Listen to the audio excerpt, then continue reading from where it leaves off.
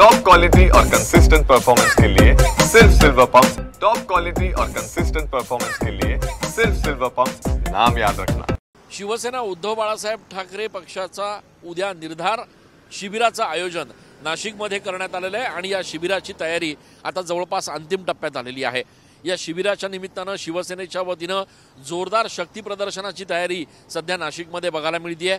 ज्या ठिकाणी हे शिबिर होतंय त्या संपूर्ण परिसरात भगवे पताके, भगवे ध्वज आणि शिवसेनेच्या या कार्यक्रमाचे बॅनर सध्या झळकतायत। या कार्यक्रमामध्ये एकीकडे सकाळच्या सुमारास सकाळच्या सत्रामध्ये आदित्य ठाकरे शिवसैनिकांना मार्गदर्शन करणार आहेत, तर दुपारनंतर संजय राऊत असतील, अरविंद सावंत असतील, त्यासोबतच इतर प्रमुख नेते देखील शिवसैनिकांना या ठिकाणी मार्गदर्शन करणार आहेत। संध्याकाळच्या आणि शेवटच्या सत्रात पक्षप्रमुख उद्धव ठाकरे देखील शिवसैनिकांशी संवाद साधणार आहेत। या एकूणच कार्यक्रमाच्या निमित्तानं उत्तर महाराष्ट्रच नव्हे तर महाराष्ट्रातील प्रमुख पदाधिकारी जे आहेत ते नाशिकमध्ये दाखल होणार आहेत।